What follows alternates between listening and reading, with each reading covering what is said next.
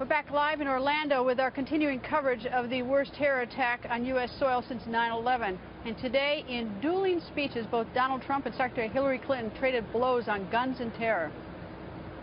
Speeches like this one, after Paris, Brussels, and San Bernardino, I have laid out a plan to defeat ISIS and the other radical jihadist groups in the region and beyond. The attack in Orlando makes it even more clear. We cannot contain this threat. We must defeat it. I called for a ban after San Bernardino and was met with great scorn and anger. But now, many years, and I have to say, many years, but many are saying that I was right to do so. And although the pause is temporary, we must find out what is going on. We have to do it.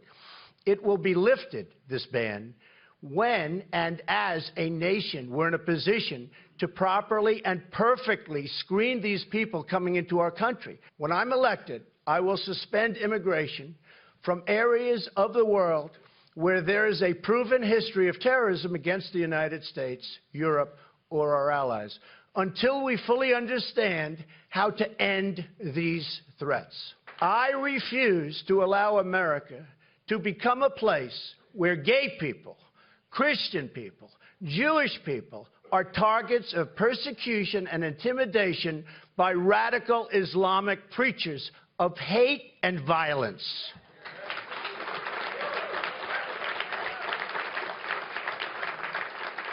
This is not just a national security issue. It's a quality of life issue. Alabama Senator and Chair of Trump's National Security Advisory Committee, Senator Jeff Sessions, goes on the record from Capitol Hill. Good evening, sir. Good evening, Greta. It's been a sad time indeed. Senator, oh, it really is, especially down here. You can feel it in the air here. It's so horrible. Senator, when Donald Trump talks about things that he'll do if he's elected president, he talks about not letting radical jihadists come in from other nations.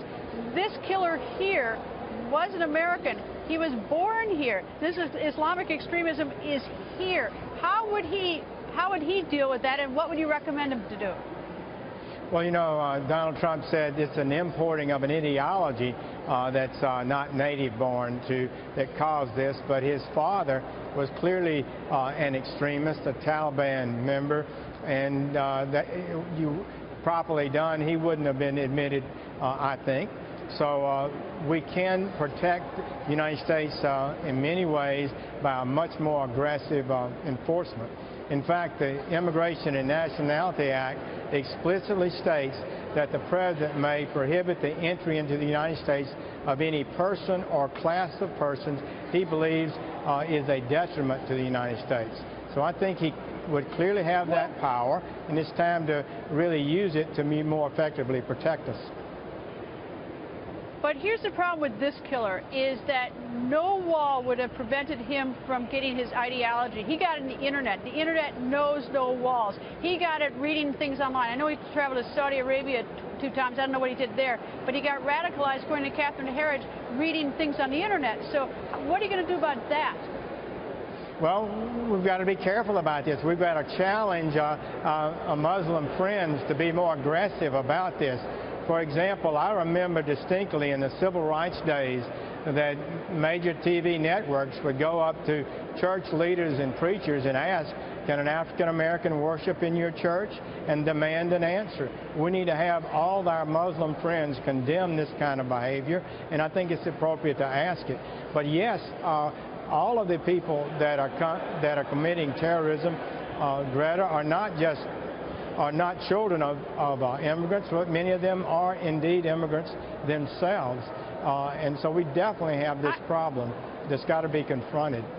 I thought it was interesting what Secretary Clinton said. She says that we can't contain, we must defeat ISIS. I thought there was a little bit of a break or a reach back at President Obama. Is he trying to contain and not defeat? I don't know what she meant by that, but I don't know what your thoughts are. Well, we do need to defeat this terrorist threat, and we need to do it with great strength and commitment and determination. That's a new thing, I think, from former Secretary Clinton. It's also new for her to even say the words Islamic terrorism. I think that was driven clearly by the strength of Donald Trump's arguments. It's indefensible not to use those words. It's almost amazing that we see the kind of reluctance we have to actually identify the threat we face. Senator, thank you for joining us, sir. Thank you, Greta.